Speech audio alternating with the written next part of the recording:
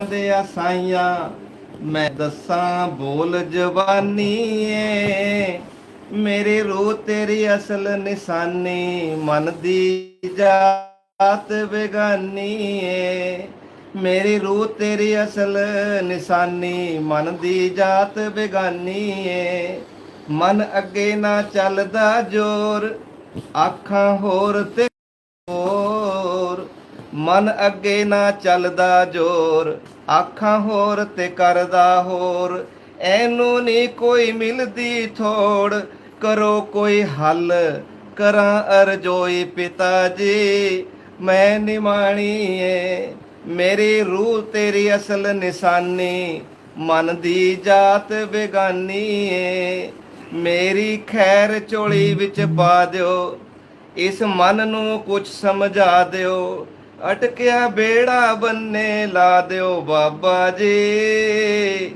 ਰਹੇ ਸਦਾ ਵਿੱਚ ਸਮਾਇਆ ਤੇਰੇ ਜੋ ਨੂਰ ਰੂਹਾਨੀ ਏ ਮੇਰੇ ਰੂਹ ਤੇਰੀ ਅਸਲ ਨਿਸ਼ਾਨੀ ਮਨ ਦੀ ਜਾਤ ਬੇਗਾਨੀ ਏ ਸੁਣ ਸੁਣ ਮੇਰਾਂ ਦੇ ਸਾਈਆਂ ਸੁਣ ਸੁਣ ਮੇਰਾਂ ਦੇ ਸਾਈਆਂ ਸੁਣ ਸੁਣ ਮੇਰਾਂ ਦੇ ਸਾਈਆਂ ਮੈਂ ਦੱਸਾਂ ਬੋਲ ਜਵਾਨੀ ਏ ਮੇਰੇ ਰੂਹ ਤੇਰੀ ਅਸਲ ਨਿਸ਼ਾਨੀ ਮਨ ਦੀ ਜਾਤ ਬੇਗਾਨੀ ਏ ਇਹ ਮੇਰੇ ਸਤਿਗੁਰੂ ਨਿਤਿਨ ਸਾਹਿਬ ਜੀ ਜਾਤੋਂ ਮੈਨੂੰ ਮਿਲੇ ਨੇ ਜਾਤੋਂ ਇਹਨਾਂ ਦੇ ਦਰਸ਼ਨ ਕੀਤੇ ਨੇ ਮੇਰੇ ਸਤਿਗੁਰੂ ਜੀ ਦਾ ਮੈਨੂੰ ਇਦਾਂ ਲੱਗਾ ਇੱਕ ਰਮਤਾ ਜਿਹਾ ਜੋਗੀ ਮਿਲਿਆ ਹੈ ਇਹ ਰਮਤੇ ਜੋਗੀ ਦੇ ਮਿਲਣ ਦੇ ਨਾਲ ਗੁਰਬਾਣੀ ਦਾ ਸਾਰੇ ਭੇਤ ਖੋਲ ਕੇ ਰੱਖਦੇ ਇੱਕ ਰਮਤਾ ਜਿਹਾ ਜੋਗੀ ਮਿਲਿਆ ਜੀਵਨ ਬਣਾ ਗਿਆ ਇੱਕ ਰਮਤਾ ਜਿਹਾ ਜੋਗੀ ਮਿਲਿਆ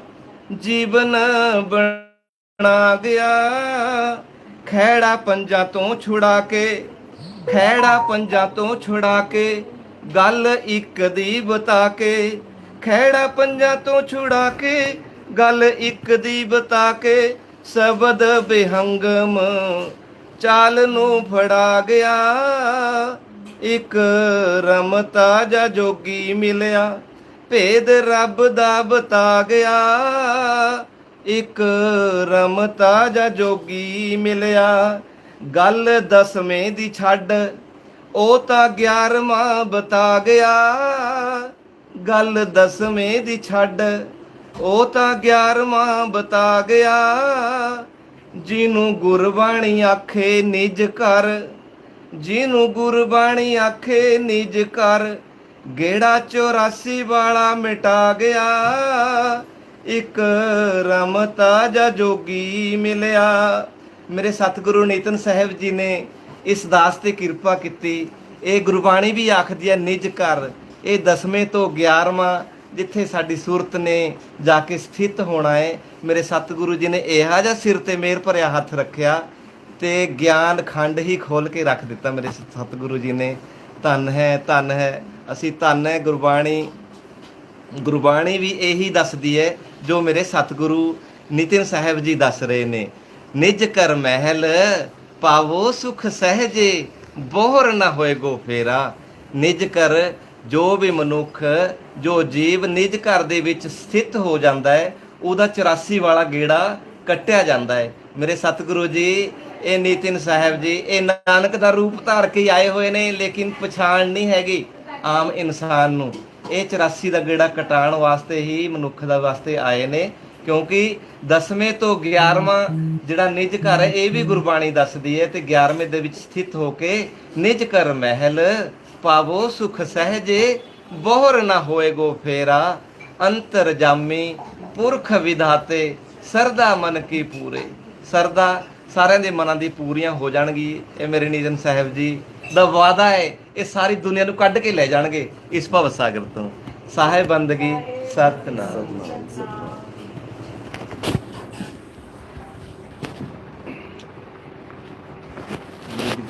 साहेब बंदगी सतनाम सतनाम और ठीक ठाक हैं आप सब। तो आज चंडीगढ़ में सत्संग हो रहा है। परमात्मा की दया है, अपार कृपा है। जो किसी के घर पे, किसी के गांव में, किसी के शहर में ये सत्संग होता है। खोल दो दरवाजा। बड़े भाग होते हैं उन जीवों के जो सत्संग में आ पाते हैं। देखो कहाँ से आए हैं आप लोग। तो ये सब मालिक की कृपा है। जिसको वो चाहता है कि भक्ति करे, मुक्ति प्राप्त करे, उसको अपने आप ही खींच पड़ जाती है। उसको दिन रात का चैन खत्म हो जाता है। लेकिन तब होता है जब सत्य ज्ञान आता है जीवन में। इसलिए बोला है कि अपने सेवक की आप है राखे, आप है नाम जपावे। उसको तुमसे भी ज्यादा चिंता है कि तुम कैसे पार होगे। एक छोटा सा बच्चा कुएं में गिर जाए तो उसको निकलने की ज्यादा चिंता है कि उसकी माँ को चिंता है। वो तो रो रो के बैठ जाएगा अंदर, लेकिन उसकी माँ लगी रहेगी कुछ ना कुछ कैसे भी निकालने में। इसी प्रकार परमात्मा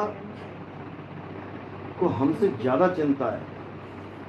लेकिन जो नियम बना है उस नियम को वो भी नहीं तोड़ता। नियम क्या बना है? जीव कैसे मुक्त होंगे? वो चाहे तो एक पल में मुक्त कर दे, आज तक कर ही देता। लेकिन फिर भी जन्मों जन्मों से भटक रहे हैं। क्यों भटक रहे हैं? क्योंकि हम नियम को फॉलो नहीं कर रहे हैं। एक बच्चे ने स्कूल में एडमिशन ले लिया, बार बार फेल हो रहा है। क्यों फेल हो रहा है? नियम को फॉलो नहीं कर रहा है। जब तक नियम फॉलो नहीं करोगे तब तक बात नहीं बनेगी। आप कार का लाइसेंस भी बनवाने जाओ, जब तक आपकी ड्राइविंग जो टेस्ट होगा आप उसको क्लियर नहीं कर देते, आप सारी उम्र सीखते रहो, गाड़ी देते रहो 5-5, 10,000 रुपये महीने का। लेकिन जब तक आप ट्रैफिक रूल्स को फॉलो नहीं करते, कहाँ मुड़ना है, कहाँ ब्रेक लगानी है, कहाँ इंडिकेटर देना है, वो यही देखते हैं, चेकिंग करते हैं जब टेस्ट में, और तुम नहीं वो काम कर पाते हो जो बताया गया तो तुम फेल हो जाते हो। इसी प्रकार परमात्मा ने एक नियम बनाया है, और वो नियम क्या है? गुरु बिन घोर अंधकार, गुरु बिन समझ ना आवे। यही है वो नियम कि सबसे पहले अगर आप परमात्मा को पाना चाहते हो तो पहले गुरु धारण करो। अब कई लोग गुरु के खिलाफ बोलते हैं बहुत ज्यादा। अरे कोई शरीर को गुरु नहीं मानना है, गुरु की जरूरत ही नहीं है, परमात्मा सबसे बड़ा है, वो तुम्हें खुद ही मुक्त कर देगा। आज तक क्यों नहीं कर दिया? आज तक क्यों नहीं कर दिया भाई? जन्मों जन्म से भटकते भटकते, लख 84 भटकते भटकते आज तुम यहाँ पहुंचे हो। आज तुम्हें परमात्मा ने इतनी शक्ति दी कि तुम बोल के कुछ सुना सको लोगों को, तो आज तुम ये बता रहे हो कि गुरु की जरूरत नहीं है। लख 84 में तुम बोल भी नहीं पाए थे। सारी उम्र सोचो, एक कुत्ते का जन्म मिल जाए आपको, केवल भौंकोगे, भौं भौं भौं भौं भौं भौं भौं भौं भौं, पूरा जन्म भौं भौं में ही खत्म हो जाएगा। आज तो कितने सुंदर सुंदर गाने गाते हो, गुस्सा भी कर लेते हो, मजाक भी कर लेते हो। ये केवल इस आदमी को मिला है ये खेल सारा। बकरी बन गए तो मैं खत्म कहानी। तो ये अक्षर भी तुम तब बोल पा रहे हो भाई जब तुमने कोई गुरु धारण किया है। आज तुम फटाफट अक्षर बोल रहे हो। तुम ही वो हो जिसे गुरु ने बार बार समझाया, बेटा कमल कमल कमल बोलना पड़ेगा। एक एक अक्षर जोड़ के तुम बोले हो। किसकी महिमा से? गुरु की महिमा से। तुम सोचते हो परमात्मा ऐसी कृपा कर देगा? अरे तुम बोलना भी नहीं सीख सकते बिना गुरु के। एक बच्चे को पैदा होते ही जंगल में छोड़ाओ, खूब खाना दो, खूब पिलाओ खिलाओ, लेकिन बात मत करो उससे सारी उम्र। क्या बोलेगा वो कभी बोल ही नहीं सकता कुछ। जैसे जानवरों की भाषा सुनेगा वैसी आवाजें निकालेगा। तो ये बोलना तक एक गुरु बताता है, तब तुम्हारे मुंह से ये प्यारे प्यारे अक्षर निकल रहे हैं। तो ये अक्षर तक नहीं तुम निकाल सकते तो वो तो परमात्मा है भाई, उसको कैसे पालोगे? ये नियम है कि बिना गुरु के किसी को परमात्मा नहीं मिलेगा। गुरबाणी क्या कह रही है? सेवा को दो ही भले। दो क्यों कर दिया फिर तो कहते सेवा को एक ही भला, परमात्मा ही भला है, परमात्मा के लड़ लग जाओ। फिर दो क्यों बोल दिया? क्योंकि इनको समझ में आ ही नहीं सकता कि दो है क्या, कौन कौन है वो दो। अब कई लोग गुरबाणी सुनाते कहते संत तो केवल परमात्मा के लिए उच्चारण किया गया है, ऐसे भी बैठे हैं। तो फिर दो क्यों बोला? दो थोड़ी नहीं है परमात्मा। फिर संत का निंदक परमेश्वर मारा क्यों बोला, वहां पर भी 2 कर दिया। वहां पर ऐसा क्यों नहीं बोला परमेश्वर का निंदक परमेश्वर मारा, क्योंकि संत की महिमा अपनी जगह है, गुरु की महिमा अपनी जगह है, परमात्मा की महिमा अपनी जगह है।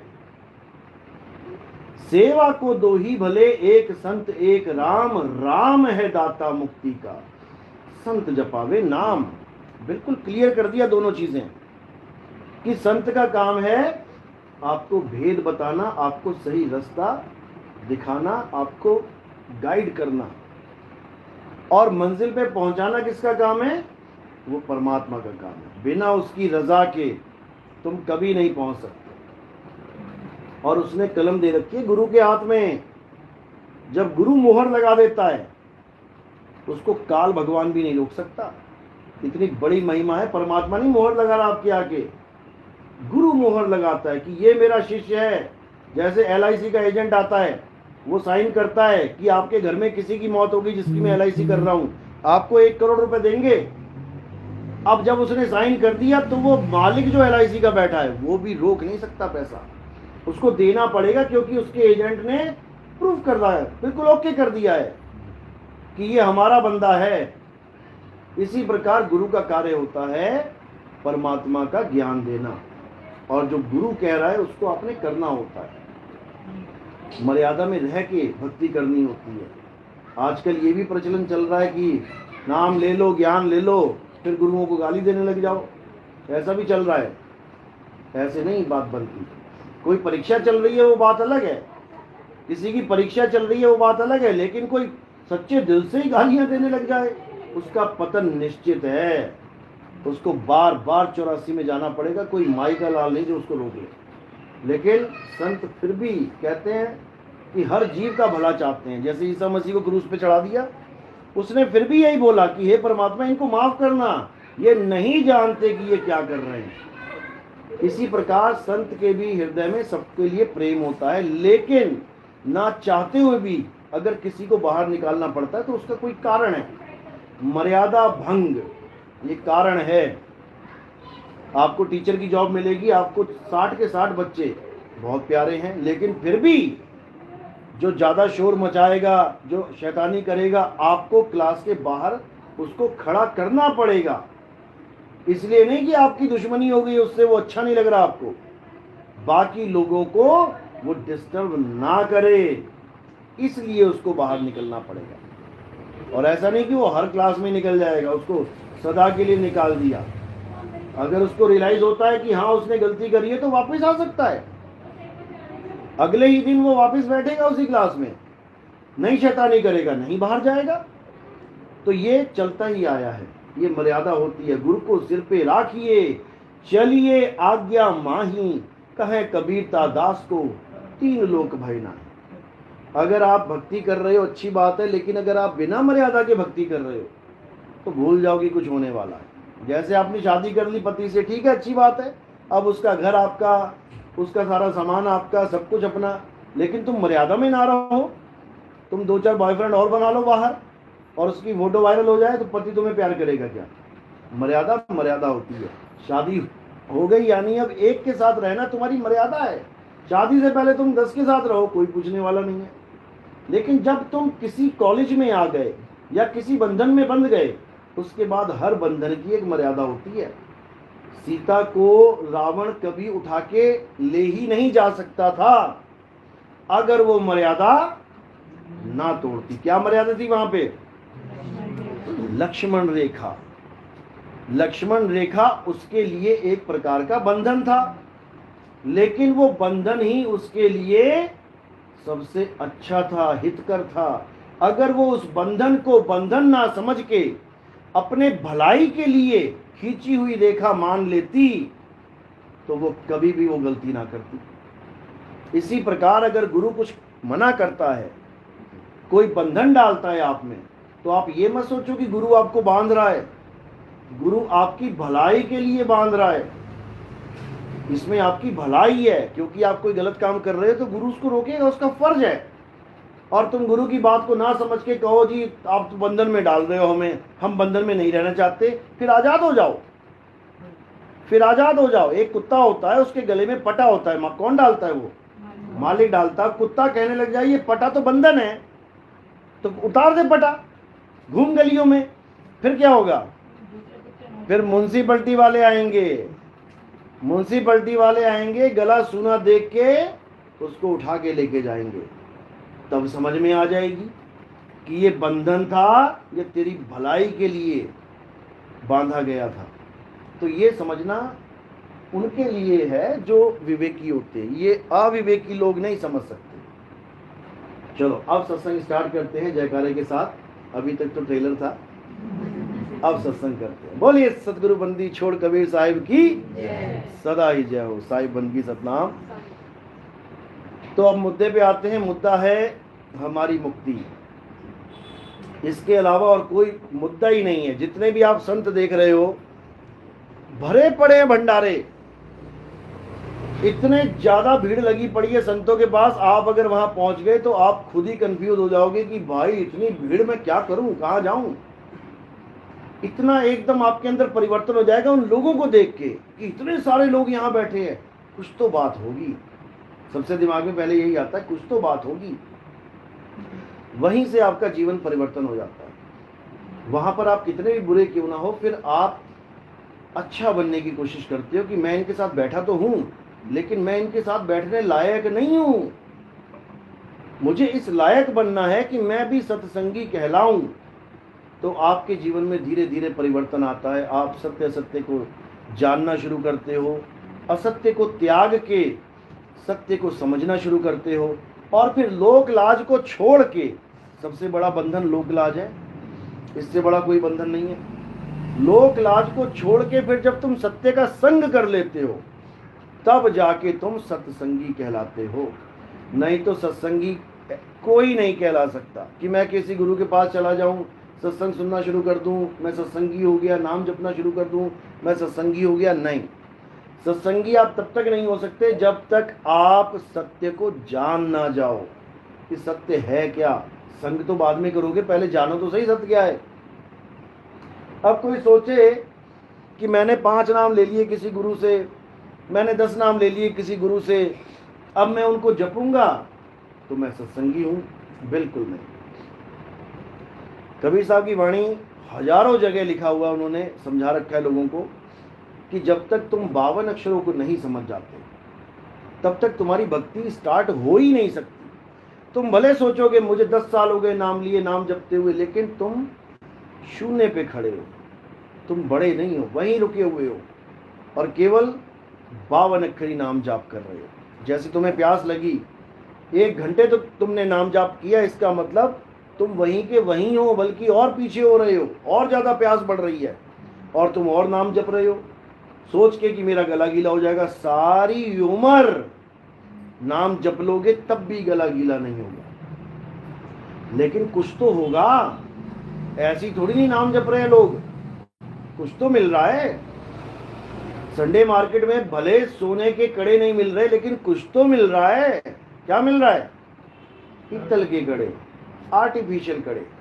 इसी प्रकार मन और माया, जो लोग नाम जपते हैं उनको भी कुछ ना कुछ देते हैं, तभी तो टिके हुए वहां पे। क्या देते हैं? रिद्धि सिद्धि, मान बढ़ाई, जग में ऊंचे ऊंचे नाम, धन दौलत, सब कुछ देती है ये माया, लेकिन मुक्ति नहीं देती, क्योंकि मुक्ति इसके पास है ही नहीं। ये जितने बाबा लोग बैठे हैं, कोई पर्ची बना रहा है, मन की बात जान रहा है, कुछ भी है, जो भी है, ये सब रिद्धियों सिद्धियों में आता है।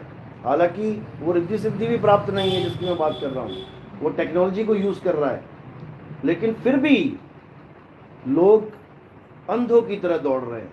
कारण क्या है? क्योंकि लोग दुखी हैं। अब दुखी क्यों हैं? क्योंकि दुखी आदमी कहीं भी जा सकता है। आपकी लड़की को दौरे पड़ रहे हैं, किसी ने कह दिया इसके अंदर प्रेत है, जाओ बाबा है वहां पर, ईसाई बाबा। आप भले सरदार हो, आप भले मुसलमान हो, आप अपनी लड़की को दिखाने ईसाई के पास भी चले जाओगे।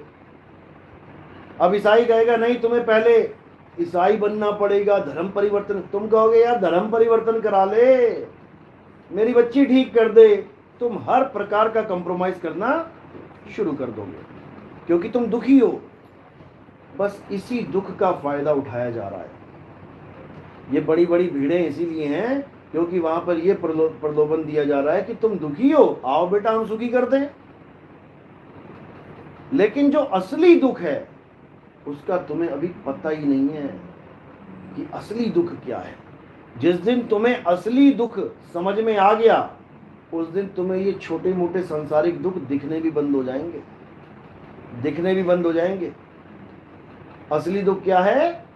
नानक दुखिया सब संसार, सुखी सोई जो नाम आधार। असली दुख है जन्म और मरण का। तुम बाथरूम में जाओ, मान के चलो कहीं धर्मशाला में तुम बाथरूम में गए, बाहर से कोई कुंडी लगा गया, 1 मिनट रहना मुश्किल हो जाएगा। खोलो खोलो खोलो, और माँ के गर्भ में 9 महीना कुंडी लगी रहेगी। जितना मर्जी तड़प लेना, जितना मर्जी चीख पुकार कर लेना, कोई बचाने वाला नहीं होगा वहां पे। लेकिन मालिक फिर भी दया करता है। तो सबसे बड़ा दुख है जन्म और मरण का। अब इस जन्म मरण के रोग को मिटाने वाला वो गुरु तुम ढूंढ नहीं रहे हो, और तुम किस गुरु के पीछे लगे हो? मेरी दुकान नहीं चल रही जी, बाबा जी ग्राहक ज्यादा आने लग जाएं, मेरे लड़के को नौकरी नहीं मिल रही है, बाबा जी नौकरी मिल जाए, लड़की की शादी नहीं हो रही है, शादी हो जाए, मेरी माँ और बहू की बन नहीं रही है, सास बहू की, ये बनने लग जाए। इसी में, इन्हीं चक्करों में तुम पूरा जीवन बिता देते। आज इस गुरु से थोड़ा सा फायदा हो गया, कल को फिर कलेश हो गया, फिर किसी और गुरु के पास भागोगे। यही दौड़ तुम्हारी जन्मों जन्म की खत्म नहीं हो पा रही है। ये दौड़ कब खत्म होगी? जब तुम्हें कोई आत्मज्ञानी गुरु मिल जाएगा, जो तुम्हें जन्म मरण से बचने का रास्ता समझा दे। तब समझो कि अब जाकर प्रभु ने तुम पर कृपा करी। दुकान मकान बढ़िया बन गई तो कृपा नहीं है, आज है कल नहीं है। तुर्की में बड़ी बड़ी दुकानें, बड़े बड़े शोरूम, बड़े बड़े हॉल, बड़े बड़े सारी बिल्डिंगें सब धराशायी हो गई। क्या करोगे? एक पल का भरोसा नहीं है। ये मत सोचो तुम्हारा नहीं टूट रहा है तो सब ठीक है, यहाँ पर भी हो जाएगा। कोई भरोसा नहीं है। जहां भूकंप आए वहां पर तहस नहस हो जाएगा काम। और केवल भूकंप ही नहीं बचा है तुम्हें परेशान करने के लिए। ट्रेन हादसे देख लो, पूरे परिवार के साथ जा रहे हो माथा टेकने कहीं पे, और ट्रेन हादसा हुआ, सारा परिवार गायब। फिर क्या करोगे? ये मकान यहीं रह जाएगा, या सरकार कब्जा कर लेगी, या फिर तुम्हारे रिश्तेदार आ जाएंगे जिनकी तुम शक्ल भी नहीं देखना चाहते, वो इस पे कब्जा करके बैठ जाएंगे। तो यही सब होगा। असली रोग है जन्म मरण का रोग, वो तुम काट नहीं रहे हो। उसके काटने की एक ही दवा है, और वो है आत्मा में स्थित हो जाना। इसके अलावा कुछ नहीं है। उसी को आत्मदेव की संज्ञा दी गई है। गुरु ग्रंथ साहब में साफ लिखा है कि आत्मदेव पूजिए, गुरु के सहज स्वभाव। जब गुरु मिलेगा तुम्हें सहज होने का रास्ता बता देगा। सहज कैसे होते हैं? जब तक तुम्हारी सुरता काया में लगी है वो सहज नहीं हो सकती, क्योंकि काया सहज है ही नहीं। जब काया से परे उस शब्द गुरु से जुड़ेगी, जो अचल है, अडोल है, अबोल है, अनंत है, अपार है, जब उसके साथ जुड़ेगी तब ये सहज हो जाएगी। तो वहां पर गुरु ग्रंथ साहब में भी लिखा है, आत्मा अडोल ना डोलई, गुरु के सहज सुभाए। तो जब आत्मा अडोल के साथ जुड़ जाओगे फिर तुम भी अडोल हो जाओगे। अभी तुम तन के साथ जुड़े हो, मन के साथ जुड़े हो। मन इच्छाएं कर रहा है, तन दौड़ा दौड़ा उनको पूरा कर रहा है। दोनों एक ही रूप हैं, याद रखना। मन इच्छा करता है, तन उसकी पूर्ति करता है। यानी मन प्राप्त करना चाहता है, तन उसको प्राप्त करवाता है। ये दोनों मजे ले रहे हैं, लेकिन जो बीच में आप हो, सजा उसको मिल रही है।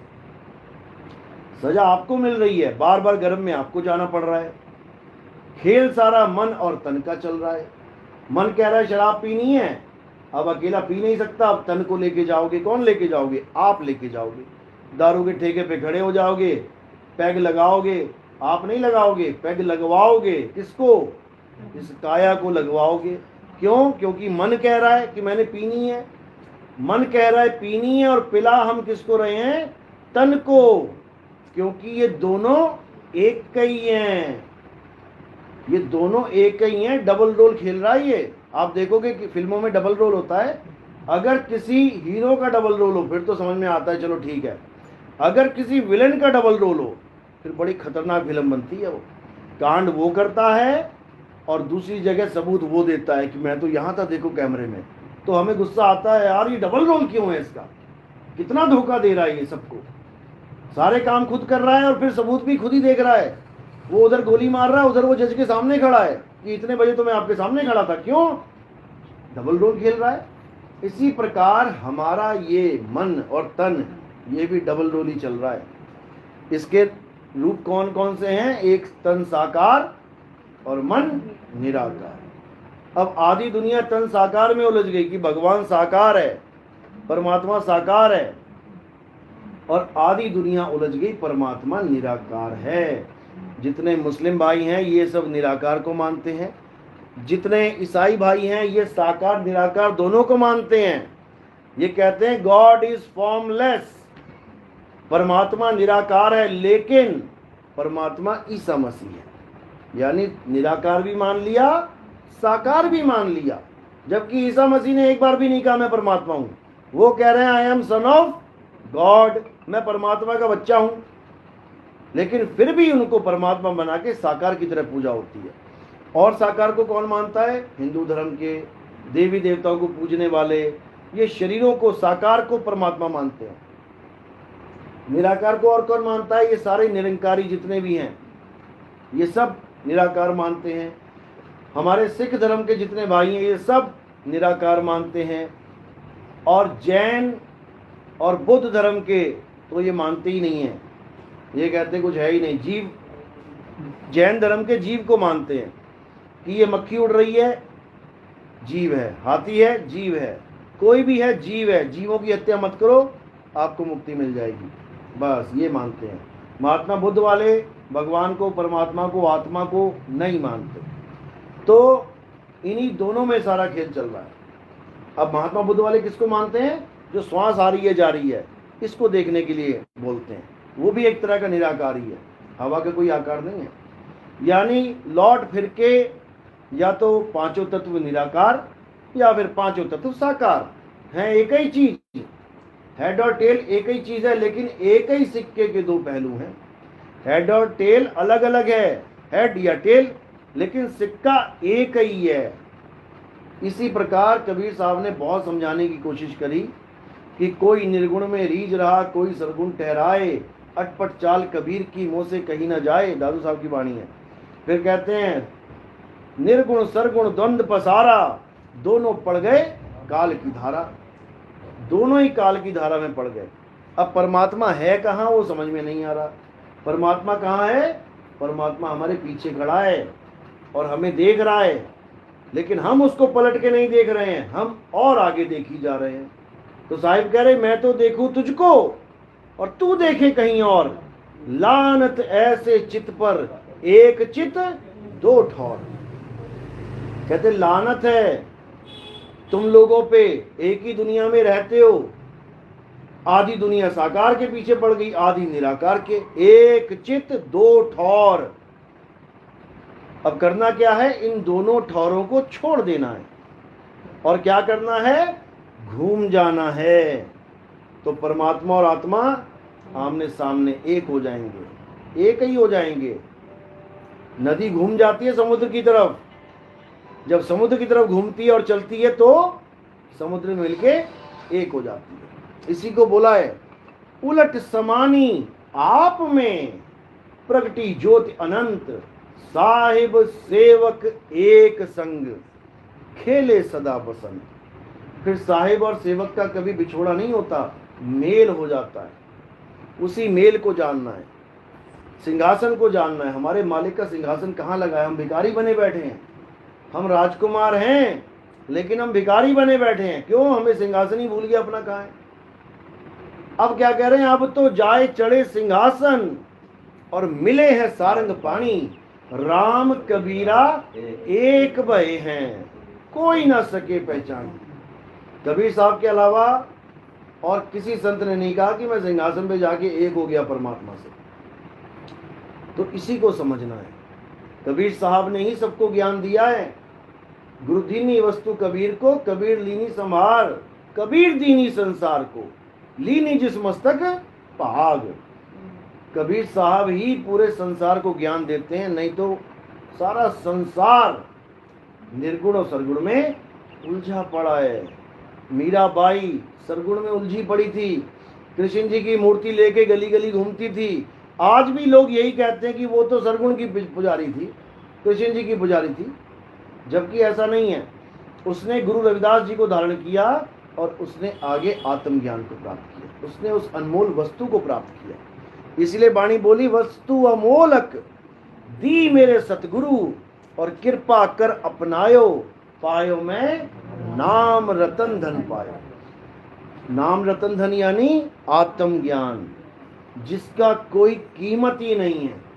ये जितनी भी शरीर दिख रहे हैं आपको, कोई काला, कोई गोरा, कोई मोटा, कोई पतला, इनकी कीमत तब तक है जब तक आत्मा है। और जैसे ही आत्मा निकल गई, भले कोई बड़ी से बड़ी हीरोइन हो, अच्छे से अच्छा सुंदर एक्टर हो, उसी वक्त उठा के जला देते हैं, राख बना देते हैं उसकी। तो कीमत किसकी थी? आत्मा की। और हम क्या सोचते रहे किसकी कीमत है? शरीर की। जब तक आत्मा है तब तक उसकी कीमत है। पंखा कितना अच्छा लग रहा है, हवा दे रहा है, कब तक दे रहा है? करंट है। करंट को हम जान नहीं रहे और पंखे की महिमा गा रहे हैं। करंट है तो पंखा चल रहा है, नहीं तो लाख रुपए का पंखा लगा दो, नहीं चलेगा। इसी प्रकार तुम कितने ही सुंदर हो जाओ, कितने ही महान हो जाओ, कितने ही तुम्हारा नाम हो जाए दुनिया में, आत्मा की महिमा होगी, तुम्हारी नहीं, तुम्हारी काया की नहीं। तो इसलिए आत्मज्ञान को जानना है। सब संतों का सार यही है, आत्मज्ञान। लेकिन वो तब मिलता है जब हम कोई देहदारी गुरु धारण करते हैं, तब मिलता है। ऐसे नहीं मिलता कि परमात्मा किसी को भी मिल गया बिना गुरु धारण किए। हालांकि जब परमात्मा भी दुनिया में आता है तो इंसान बन के आता है। बुल्ले शाह की वाणी है, मौला आदमी बन आया। मौला अपना ज्ञान देने के लिए आदमी बन के आता है और तुम्हें जीते जी इस काया को खत्म करके अपने मूल में समाने का ज्ञान देता है। काया को खत्म करना मतलब उसकी हद से बाहर आ जाना, नहीं तो इसी में उलझे रहोगे। तो ये सारा भेद तब मिलता है जब विहंगम चाल की भक्ति आप कर पाते हो, तब जीते जी आप काया से बाहर का ध्यान करते हो। लेकिन जो गुरु धारण नहीं करते, सोचते हम तो सीधे भगवान की पूजा कर रहे हैं मंदिर में जाके, हमें गुरु की क्या जरूरत है। बिल्कुल, जब तुम जिसकी पूजा कर रहे हो वो भगवान बना, अपने गुरु बना के बैठे हैं। राम जी कृष्ण जी दोनों के गुरु हैं, हनुमान जी के गुरु हैं। तुम हनुमान जी की पूजा कर रहे हो, वो गुरु की पूजा कर रहे हैं। हनुमान चालीसा पढ़ते हो, पहली लाइन क्या है? श्री गुरु चरण सरोज रज। वो गुरु की महिमा गा रहे हैं। राम नहीं लिखा उन्होंने पहले कि भगवान राम का नाम लिखूं, मैं उनका सेवक हूं, नहीं, पहले गुरु का नाम लिखा है, श्री गुरु चरण। अब गुरु चरण क्या है, कहां है गुरु चरण? ये भेद है। ये तब समझ में आता है जब दीक्षा मिलती है। तो हर भगवान, हर देवी देवता गुरु की महिमा गा रहे हैं। सारे देवी देवताओं के गुरु कौन है? बृहस्पति। और सारे राक्षसों के गुरु कौन है? शुकदेव। तो बताओ, राक्षस तक गुरु बना के बैठे हैं। उनका आईक्यू इतना हाई लेवल है कि भैया कोई पंगा पड़ेगा तो गुरु को आगे कर देंगे, गुरु ही ज्ञान देता है। ऐसे ऐसे राक्षस हैं जिनको उनके गुरु ने विधि बताई कि भगवान शंकर को कैसे प्रसन्न करना है, ब्रह्मा जी को कैसे प्रसन्न करना है। तुम बहुत बड़े भोले के पुजारी हो, तुम ना कर पाए आज तक प्रकट उसको, लेकिन एक राक्षस भोले शंकर को, ब्रह्मा जी को, विष्णु जी को प्रकट करके बैठे हैं। तो तुमसे अच्छे तो वही हैं जिन्होंने कम से कम दर्शन तो कर लिए उनके। तुम तो पत्थर को ही पूछते रह गए सारी उम्र, और वो प्रकट करके माने। फिर भी हम राक्षसों को सोचते हैं बहुत गंदे होते हैं, बहुत नीच होते हैं। अगर नीच होते हैं रावण जैसे राक्षस, तो उनके मरने पर राम जैसे महापुरुष अपने भाई को ज्ञान लेने के लिए क्यों भेज रहे हैं? क्यों नहीं बोला कि रावण को जिंदा आग लगा दे? कौन लगाता रावण को जिंदा आग? ये कलयुग के जीव खड़ा कर देंगे, मारेंगे भी नहीं कि लेटा दिया चलो मरे हुए को मार देते हैं। हाथ में तलवार पकड़ा दी और जिंदा को आग लगा दी। राम ने रावण को हुक्म नहीं दिया तू जिंदा को आग लगा दे। उन्होंने बोला भी जिंदा है, कुछ पल हैं इसके पास, जा और दिव्य ज्ञान ले ले। और तुम्हारे हाथ में पकड़ा दिया धनुष बाण, जला दे। जला दे का तो हुक्म कभी हुआ ही नहीं था। पता नहीं किसने ये रीति चला दी जलाने की। जलाना था हमारे अंदर की बुराइयों को, उस रावण को। और जो पूरा ठेका खाली कर देते हैं वो भी रावण जलाने में आ जाते हैं, हम भी लगाएंगे आग। अरे भैया अपने अपने अंदर बैठे रावण को आग लगा, तब बात समझ में आएगी। तो दिक्कत ये है। लेकिन अब मालिक की दया हो रही है, अब मूल ज्ञान को लोग समझ रहे हैं और अब तो बहुत अच्छी तरह बीज पड़ चुका है। एक एक शहर में, एक एक प्रदेश में, देश विदेश में अब इतना बढ़िया जागृति हो रही है कि आने वाले समय में आप लोग खुद देखोगे कि ये हो क्या गया भारतवर्ष में। और ये भारत में ही होना था। स्टेटस में मैं डालता रहता हूँ, बड़े बड़े विद्वान जो कहते हैं भविष्यकर्ता, जिनकी भविष्यवाणी सच हो जाती है, वो भी हर भविष्यकर्ता भारत के ऊपर निशाना लगा के बैठा है कि इसी में से जागृति होगी। कलयुग में सतयुग आएगा तो भारत में से ही निकल के आएगा। ये हर संत ने बोला है, ये हर भविष्यकर्ता ने बोला है। तो आगे आगे देखो क्या होता है। बाकी विरोधी तो आते ही हैं, विरोध तो करते ही हैं, ये तो चलता ही है। अगर विरोध ना हो तो गाड़ी ठीक चल भी नहीं पाएगी। अपोजिशन ना हो तब भी ठीक नहीं है, अपोजिशन भी होनी चाहिए। वो प्रचार करते हैं। अगर सड़क इतनी प्लेन हो, उसमें खुरदरापन ना हो, तो टायर का ग्रिप ही नहीं बनेगा, वो वहीं घूमता रह जाएगा। इसलिए विरोध है तो गाड़ी आगे बढ़ेगी। इसलिए सारे विरोधी मुझे बहुत प्यारे हैं। बस अपनी मर्यादा में रहो, मुझे जो मर्जी बोलो, लेकिन किसी लेडीज़ के लिए गलत नहीं बोलना है, किसी को बदनाम नहीं करना है। कुछ लोग ज़्यादा ही नीच हरकतों पे उतर जाते हैं। तो खैर मालिक सद्बुद्धि दे सबको। तो आज नाम दीक्षा वाले कौन है वो हाथ खड़े करो। 1 2 3 4 5 6। चलो ठीक है, अब आपको पहले नाम दीक्षा कर देते हैं, या फिर ऐसा करते हैं सत्संग समाप्त करके पहले आरती कर लेते हैं, उसके बाद फ्री होकर नाम दीक्षा। और दूसरी दीक्षा वाले कौन है? अच्छा वो ठीक है, चलो कोई बात नहीं। तो अब आरती का सामान सेट करो। हाँ, किसी का कोई सवाल तो नहीं है, पूछ सकते हो। जो नए भगत आए हैं कोई सवाल हो तो पूछ लो। हाँ जी बोलो।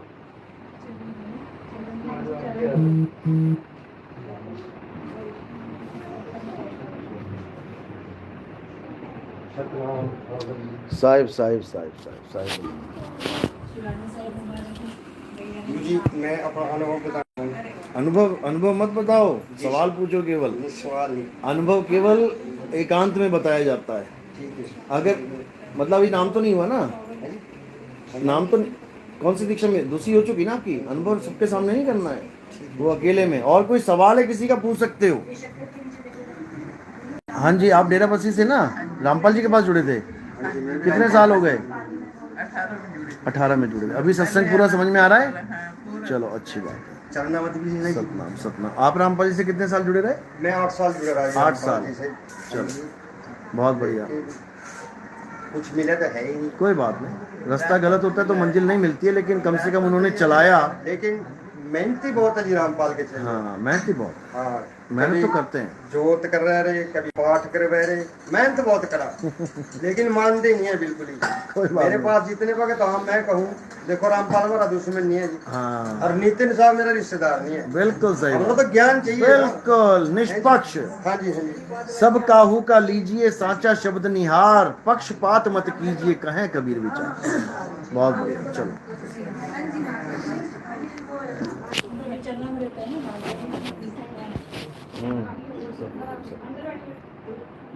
चलो आ जाओ।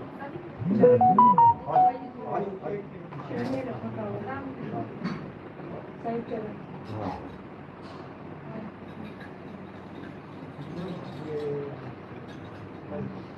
चलो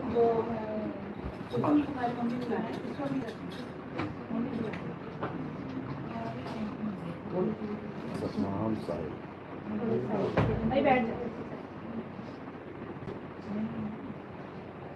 चलो साफ कपड़ा लाओ अच्छे से।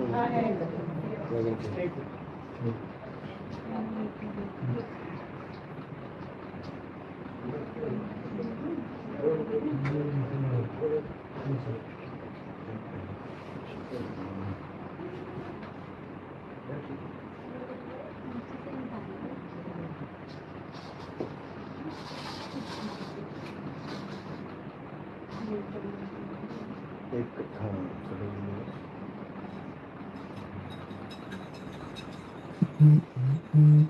चलो सतनाम साहिब सतनाम।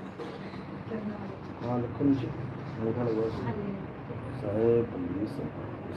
चलो हमारे यहाँ चरणामत दिया जाता है प्रसाद के रूप में। रामपाल जी में भी दिया जाता है ना चरणामत? चरणामत देते हैं भाई शीशी छोटी शीशी में। नहीं वो बात अलग है, पर शीशी में देते हैं ना, वो एक छोटी सी शीशी में वो चरणामत ही ऐसे ही बनाया जाता है चरणामत, फिर उसको छोटी छोटी शीशियों में भर लेते हैं। हमारे यहाँ 3 चीजें दी जाती हैं, जैसे कोर्ट मैरिज भी हो जाती है बिना मांग सिंदूर भरे, बिना उसके सीधे जज के पास गए जी साइन किया, और एक होता है ट्रेडिशनल ब्याह जिसमें मांग भी भरी जाएगी, मंगलसूत्र भी दिया जाएगा। तो हमारे यहाँ मर्यादा के साथ जैसे कबीर साहब ने चलाया है वैसे ही नाम दीक्षा दी जाती है, जिसमें चरणामत सबसे पहले, उसके बाद तिलक लगाया जाता है और फिर कंठी दी जाती है। 8 साल में कभी नी अक्षर का नाम नहीं सुना जी मैंने, 8 साल में। अच्छा बात के साथ छोड़कर नी अक्षर भी है क्या? बहुत बढ़िया। अब हर वाणी में दिखाई देने लग जाएगा आपको वो। अब हर जगह नी अक्षर ही दिखेगा। बाबा जी 9 गुरु हुए जो हमारे पहले, हाँ सभी चरणामृत देते थे। सब देते थे, बिल्कुल सही बात है। 10वें पातशाह जी ने फिर अमृत छिपाया। हाँ क्योंकि आगे गुरु प्रथा खत्म कर दी थी ना। गुरु प्रथा खत्म कर। हाँ उन्होंने शरीर गुरु खत्म करना था, क्यों? वो समय ऐसा था, उनको कितनी मुसीबत से गुजरना पड़ा, उनके बच्चों को शहीदियां कर दी, आगे और कोई गुरु बनाते हो वहां पर क्लेश होता पूरा। इसलिए उन्होंने क्या कहा कि आज्ञा भई अकाल की तभी चलायो पंथ, सब एक सिखन को हुक्म है गुरु माने ग्रंथ। मतलब ग्रंथ को गुरु मानना है, लेकिन ग्रंथ को गुरु नहीं, ग्रंथ के ज्ञान को गुरु मानना है, वाणी को गुरु मानना है। वाणी गुरु है वाणी। अगर ग्रंथ को गुरु मानोगे और वाणी को गुरु मानोगे, अलग अलग हो जाएगा फिर तो काम। फिर तो 2 गुरु हो गए, एक गुरु ग्रंथ हो गया और एक गुरु वाणी हो गई। वाणी ही गुरु है, और वाणी वो भी गुरु नहीं है जो वाणी दर्ज है। कौन सी वाणी गुरु है? जो अखंड वाणी है, तुर्की वाणी है, जो आती जाती नहीं है, आवे ना जावे जन्मे नहीं मरे, सो निज पीव, यानी सो गुरु हमारा हो, वो है असली गुरबाणी, जिसको धुन बोला गया। धुन में ध्यान, ध्यान में जाना, गुरमुख अकथ कहानी। गुरमुख तब बनोगे जब धुन में ध्यान को रखोगे अपना, संसार से हटा के उस धुन में ध्यान रखना है। और जब वो धुन प्रकट होगी तो आनंद में नाच लोगे, एकदम ऐसी मस्ती आ जाएगी जिसको कहा है नाम खुमारी नानका चढ़ी रहे दिन रात, ऐसे आनंद में आ जाओगे। तो ये तभी होगा जब सही मार्ग बताने वाला आपके जीवन में आएगा और आप उस पर चलोगे भी।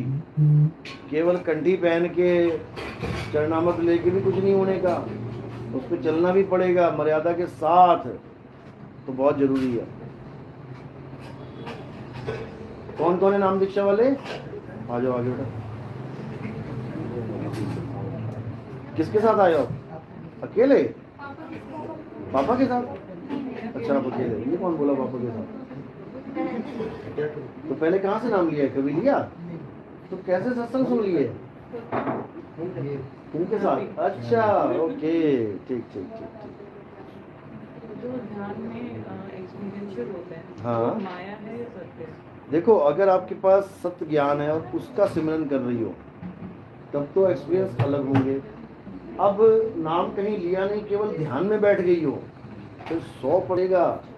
तुम्हें एक बाउंड्री बता देगा, यहाँ से लेके यहाँ तक माया है, इसमें तुम्हारा ध्यान नहीं जाना चाहिए, माया अपने आप ही खत्म। ठीक है ना? वो सब समझाएंगे जब आपको दूसरी शिक्षा मिलेगी। पहली इनको अभी पहली है ना पे दिलवाई थी वो मानो, तो अभी तो दिलवाई थी उनको 6 महीने तो रुकना दो। 6 महीने पूरे करो ना, 6 महीने बोलता हूँ मैं। अरे स्पेशली आ रहे हैं तो कम से कम जो बताया वो तो करो। और कौन कौन है, कितने लोग हैं नाम वाले? आगे आ जाओ बेटा। हाँ आप लोग पीछे हो जाओ।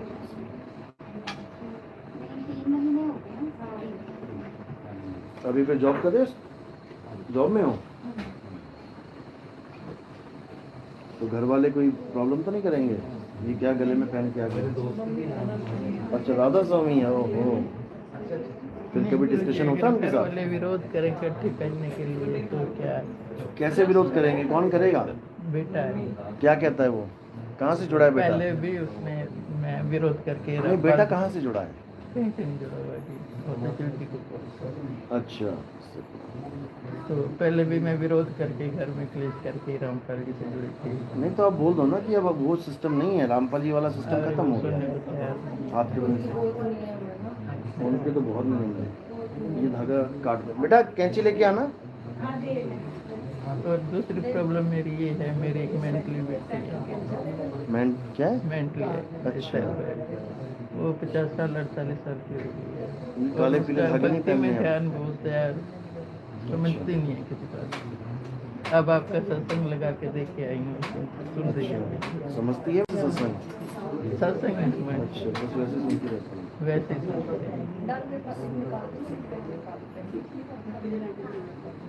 तो कुछ नाम पूजा हो सकती है। कंठी दे देंगे उसको, हाँ जी, कंठी। कंठी दे देंगे उसको। पीछे हो जाओ। और आगे आ जाओ, दूसरे लोग हैं वो करके आ रही है। अरे वो तो ठीक है, लेकिन लड़ाइयाँ क्यों करके आ रही है? राधा स्वामी है वो? अरे मूर्ति पूजा तो उनको करने दो ना, बाकी उसको डिस्टर्ब क्यों करेगी वो किसी और को? उसको कहो किसी को मूर्ति पूजा करने से रोकना नहीं है, जो कर रहा है करने दो। अच्छा, गुरुजी मेरे बच्चे का एक्टिंग का काम है। एक्टिंग का? हाँ जी, ये फिल्मों में। एक्टर है?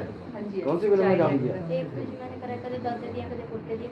अच्छा, पंजाबी और ये फिल्म अभी में। गिप्पी ग्रेवाल के साथ है। अभी अच्छा, गिप्पी ग्रेवाल के साथ अभी है। अगले महीने शुरू हाँ तो क्या करना है फिर? और एक नहीं, इसमें कोई वो तो नहीं है ना? नहीं वैसा कोई दिक्कत नहीं है, बस खाने पीने का परहेज नहीं रखना। वो तो जी हमारे घर में शुरू से ही है। हाँ वो पैग वैग लगाते हैं तो उनके ना साथ नहीं नहीं, हम पैग मत ना ना लगाने नहीं, लगे इसका ना। खाना अलग से है। चलो। हाँ जी। बताए दियो फिल्म में काम करा के दिक्कत हो। वो वहाँ नहीं नहीं कोई दिक्कत नहीं उन्होंने है, मना फिल्मों में करवा काम दिया कर था। सकते हैं, क्या है एक्टिंग है उसमें क्या है? हमारा सिंपल है। एक्टर सिंगर ये सब इनका खाना अलग टैलेंट है, क्या दिक्कत है? हाँ, वो वहाँ मना कर दिया था ना इसको, हम्म, इसलिए हाँ वहाँ पर मना कर देते हैं। रामपाल जी के यहाँ मना है, हाँ जी हाँ जी। गाना नहीं गा सकते, ये नहीं कर सकते, वो नहीं कर सकते। वहाँ पे यहाँ तो यहाँ पर दो 5-7 चीजें जो नहीं कर सकते, जैसे अंडा मीट मांस ये सब नहीं खाना है, लॉटरी नहीं खेलनी है, लूडो नहीं लगाना मोबाइल में, पता लगा 3 पत्ती खेलने लग गए, वो सारा उल्टा काम है। जो टीमें बनती हैं, क्या नाम है, क्रिकेट टीमें, ये भी, और अपना कंठी दे दो, कंठी। हाँ हाँ, तो अभी पहले जो इनको देनी है उनको दे दूँ, हाँ जी, उसके बाद बच्चे की दे दो, ठीक है।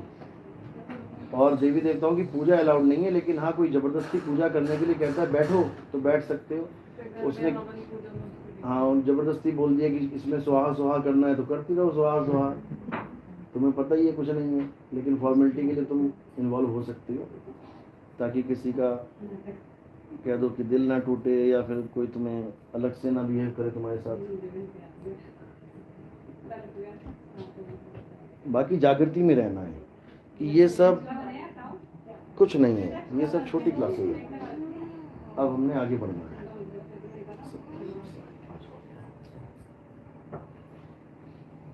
और कौन है? हाँ, जिन सारे नाम वाले बैठे हैं, बस सबको देखो।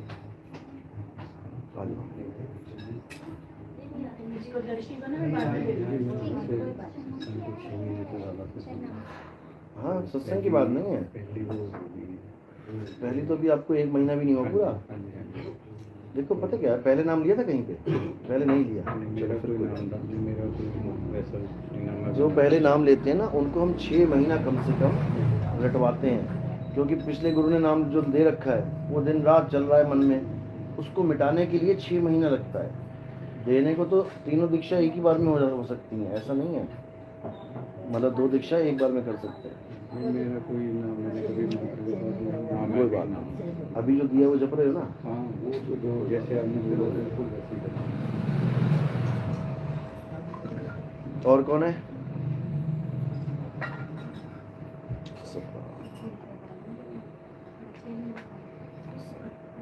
आप कहाँ से जुड़े थे पहले? चंडीगढ़ इनके पड़ोसी। हाँ, फोन से हाँ जी, फोन से कहीं से नाम लिया था पहले आपने? नहीं, कभी भी नहीं। कभी कोई गुरु नहीं बनाया, कभी नाम नहीं लिया। मतलब इतनी उम्र हो जाती है, आपको किसी ने बोला भी नहीं कि गुरु नाम धारण करना चाहिए? नहीं बोला सबने। अच्छा, बोला सबने? नहीं करना नहीं।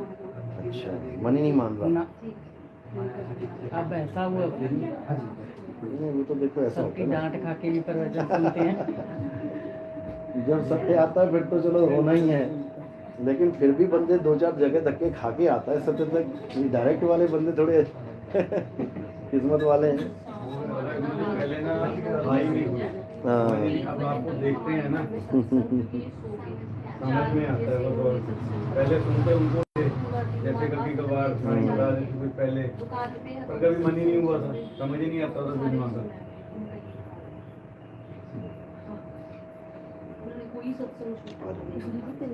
फोन पे ले ली थी। हाँ, कब? साल हो गया? साल तक कहाँ गायब रही तुम? फिर मैं यहाँ पिंजोर आई थी, आपका अच्छा। था, उसके बाद फिर मानते नहीं रहे तो सोली रहे। ससुराल आप वाले। शिमला में आए थे क्या? नहीं कसौली से। आप पहले चंडीगढ़ आए थे तो मैं चली गई थी कसौली वापस। अच्छा, नाम बताओ अपना। किरण हाँ, किरण। दोबारा मैसेज भी नहीं आया? मैसेज आया मुझे? किया है मैंने, किया था आपको। मैं क्या, मैं पिंजोर आई हूँ 18 से 22 के बीच सत्संग था चंडीगढ़ ठीक में। ठीक ठीक। नहीं, तो आपने बैठा वेट। बीच में मैसेज आते थे ना, वो नहीं आए ना आपके? बिजी हो गई थी? नहीं आते रहते कंटिन्यू? करती हूँ बीच बीच में। अच्छा, फिर मैंने ध्यान नहीं दिया। कोई बात नहीं। हाथ करो ऐसे। कसौली में हो आप वैसे? हाँ जी।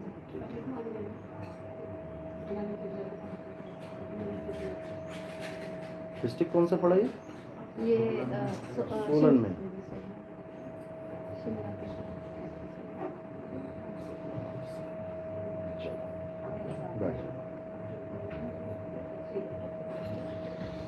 गर्मी 2-3 दिन से बहुत ज़्यादा हो गई। अब समझ लो, और तो कोई नहीं पहली दीक्षा वाला हो गए सब? अब समझ लो क्या करना है। सुबह उठते ही सबसे पहला काम करना है साहेब बंदगी सतनाम। दोनों हाथों को जोड़ के साहेब, दोनों हाथों को सिर पे रखना है, बंदगी, दोनों हाथों को नमस्कार वाली मुद्रा में सतनाम। ऐसे ही करना है आपने। सुबह उठते ही साहेब बंदगी सतनाम, उसके बाद नहाने के बाद साहेब बंदगी सतनाम, फिर भोजन से पहले साहिब बंदगी सतनाम, और सोने से पहले साहिब बंदगी सतनाम। ये 4 बार करना ही करना है। बाई चांस भूल जाता है इंसान, तो जब याद आ जाए तब उसकी खाना पूर्ति कर लो, कोई बात नहीं। जब जागो तब सवेरा। अब ये नहीं कि अरे भूल गए चल कोई बात नहीं जाने दो, ये नहीं, खाना पूर्ति करो उसकी। अब नाम क्या लेना है? शुरू के 6 महीने तक नाम जपना होता है, अच्छी तरह जपना। बोलो जय गुरु, जय बंदी छोड़, जय साहिब सतनाम साहिब बंदी। जय गुरु, जय बंदी छोड़, जय साहिब सतनाम साहिब बंदी। बस ये 5 नाम आपने बार बार रिपीट करने हैं। ये नाम क्यों रिपीट करने हैं? क्योंकि तुम्हारे अंदर कोई भी नाम फीड हो, तुम्हारे अपने मनमुखी नाम ही क्यों ना हो, तुम्ही ने कुछ बना लिया हो कि मैं मुसीबत में होंगी तो मैं ये जाप करूंगी या कुछ भी, वो सारे दिमाग से निकल जाएंगे। फिर यही 5 नाम आपके अंदर फिट हो जाएंगे। उसके बाद 6 महीने के बाद इन नामों को भी छुड़ा दिया जाएगा। इन 5 नाम का मतलब समझ लो, जय गुरु, यानी उस गुरु की जय जो सबका गुरु है, पूरे संसार का गुरु है, वो वाहे गुरु है, परमात्मा है। जय बंदी छोड़, यानी जो हमें बंधनों से छुड़ा दे। जैसे राजा कहता है सैनिकों इसे बंदी बना लो, तो बंदी बना के कहाँ रखेंगे? बंदी गृह में। बंदी गृह से हमें, यानी जेल से हमें जो छुड़ा दे, उसको कहते हैं बंदी छोड़। तो बंदी छोड़ की जय यानी परमात्मा की जय। परमात्मा ही बंदी छोड़ है। राम है दाता मुक्ति का। बंधन से मुक्ति कौन कराएगा? राम ही कराएगा। संत केवल नाम जपाएगा। तो जय गुरु, जय बंदी छोड़, जय साहिब। अब उस साहिब की जय करनी है जो सबका साहिब है। वो ऐसा साहिब है जिसके माँ और बाप भी नहीं है। आज तक हम जिनकी पूजा करते रहे वो किसी ना किसी के पुत्र या पुत्री हुए हैं, लेकिन अब जो साहिब है, साहिब सबसे बड़ा है। अब उसके माँ बाप भी नहीं है। जिसदा साहिब डाडा होवे और तिसनो मार ना साके कोई। ये नहीं कि शरीर नहीं मरेगा। कितनों को शहीदियां दे दी, साहिब तो उनका डाडा था, तो शहीदियां कैसे हो गई? बात यहाँ पर शरीर की नहीं चल रही है, बात यहाँ की आत्मा की चल रही है। यानी उनको वो रास्ता मिल जाता है कि फिर वो जन्म मरण में आती ही नहीं, फिर उनको कोई मार ही नहीं सकता। अब एक बार आए तो मरना ही पड़ेगा भाई, शरीर तो छोड़ना ही पड़ेगा। मरना फिर भी नहीं पड़ेगा, शरीर मरता है। ज्ञान हो गया, शरीर मरेगा। इसीलिए कितने सिखों ने जान देना स्वीकार किया, लेकिन मुसलमानों के आगे झुके नहीं। क्यों? उनके गुरु ने उनको भेद बता रखा था कि बेटा शरीर भी टुकड़े टुकड़े हो जाए तब भी तू नहीं मरेगा। जो मैंने नाम दिया है उस नाम पे अटल हो जाना। और देखो छोटे छोटे हिस्से काट दिए गए, उंगलियों से लेके पैर किया, खोपड़ियां खोल दी, सब कर दिया, लेकिन अगले अटल रहे नाम पे। तो बंधन में कौन है? ये जीव बंधन में है। इसको छुड़ाने वाला बंदी छोड़ है, वही साहिब है। साहिब सबका बाप है और बेटा किसी का नहीं। बेटा होके जन्मे सो तो साहिब ना है। तो जय गुरु, जय बंदी छोड़, जय साहिब, सतनाम। उसी का नाम सत्य है। उसका नाम सत्य है तो हमारा नाम, हमारा क्या नाम है? सत्य क्या सत्य? हमारा भी नाम सत्य है, लेकिन हम अपना नाम भूल गए हैं और हमने असत्य नाम को सत्य नाम समझ के अपना नाम बना लिया। 52 अखरी नाम सब असत्य नाम है। कृत्रिम नाम कथे तेरे जीवा, सत्य नाम तेरा परापुर बला। जो सत्य नाम है वो आत्म राम है, और जो नकली नाम है वो 52 अखरी नाम है। किसी का नाम पंकज, किसी का नाम रंजीत, किसी का नाम सुषमा, ये सब 52 अक्षरी हैं। ये नाम इसीलिए मिले हैं क्योंकि 52 अक्षर पैदा हो चुके हैं। अगर ये 52 ना होते तो किसी का कोई नाम ना होता। एक भैंस ने अपने 4 बच्चों के नाम रखे हैं क्या? नहीं रखे। किसी जानवर ने कोई नाम नहीं रखा, केवल इंसान ही नाम रखता है। तो जय गुरु, जय बंदी छोड़, जय साहिब, सतनाम साहिब बंदगी। उस साहिब की हम पल पल बंदगी करते हैं, उस मालिक की वंदना करते हैं। तो ये 5 नाम आपने जपने हैं, पूरे 6 महीने अच्छी तरह रट लेना। उसके बाद इसको छुड़ा दिया जाएगा, फिर आत्मज्ञान लिखाया जाएगा, तब आप ट्रैक पे चलना शुरू करोगे। उसके बाद धीरे धीरे मालिक की दया होगी, भक्ति बढ़ेगी, दुनिया से, संसार से सूरत हटेगी। तब जो चीज़ वहाँ प्रकट होगी, जो अनुभव होगा आपको, वो आपकी तीसरी दीक्षा होगी। और वो परमात्मा देता है। वो परमात्मा तब देता है जब आप मर्यादा में चलते हो। आप मर्यादा भंग करते रहोगे तो वो मिलने वाला, वो सामान, वो सौदा नहीं मिलेगा। तो मर्यादा में रह के भक्ति करनी है। तीसरी दीक्षा परमात्मा करता है, लेकिन फिर भी गुरु से वेरीफाई करना पड़ता है। जब गुरु यस बोलेगा, क्योंकि माया का भी खेल बहुत जबरदस्त है। पता नहीं माया ने तुम्हें क्या अनुभव करवा दिया और तुम सोच रहे हो शायद यही सच है। तो उस कंफ्यूजन को दूर करने के लिए तीसरी दीक्षा दी जाती है। आपसे कुछ सवाल पूछे जाते हैं, आपको जवाब देना होता है। आपके जवाब पे डिपेंड करता है कि आप पास होगे कि फेल हो जाओगे, यानी कि अगली दीक्षा मिलेगी कि नहीं। तो तीसरी दीक्षा तब मिलती है जब आप अखंड नाद के साथ जुड़ते हो, उस सार शब्द के साथ जुड़ते हो। भक्ति तो कर ही रहे हो, शायद ये सारी उम्र करवाए परमात्मा भक्ति, शायद सारी उम्र अनुभव ना करवाए, तब भी हमने धीरज नहीं खोना है। हमने अटल होके भक्ति करनी है। साहिब कह रहे राम नाम रटते रहो, जब लग घट में प्राण, और कब हूं दीन दयाल के, भनक पड़ेगी कान। वो बहरा नहीं है कि उसके कान में भनक नहीं पड़ेगी, लेकिन वो देख रहा है तुम्हें कि तुम क्या कर रहे हो, तुम अचल हो या तुम अभी तक चलायमान हो, तुम्हारे अंदर विवेक है कि नहीं, या अभी भी अविवेकी हो, दूसरे के विवेक को अपना समझ के बैठे हो। सीधे रास्ते पे चलते चलते कोई कह दे अरे रास्ता बेकार है, ये गलत है, तो बंदा विचलित होकर रास्ता छोड़ देता है।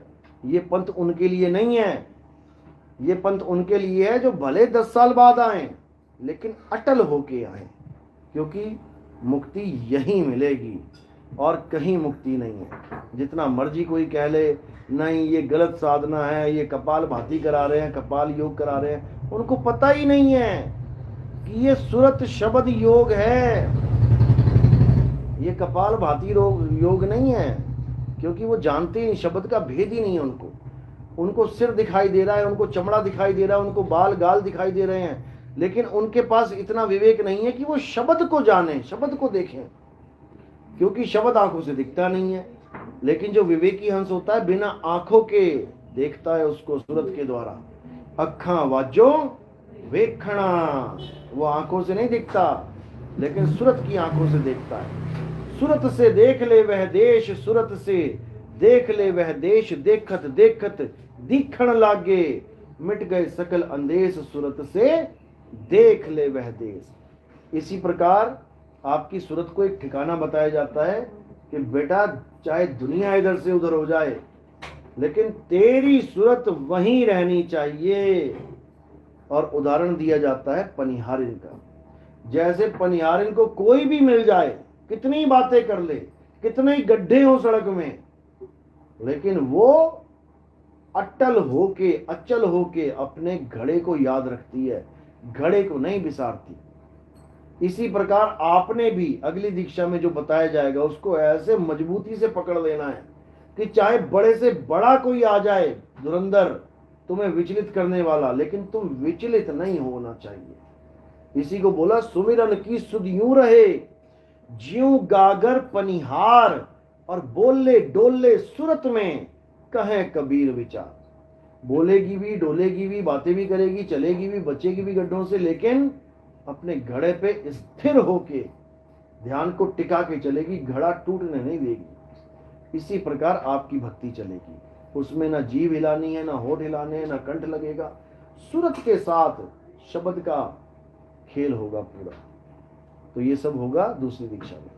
चलो बोलिए सतगुरु बंदी छोड़ सतगुरु सत्य कबीर साहिब की सदा ही जय हो। अब आरती का सामान ले आओ।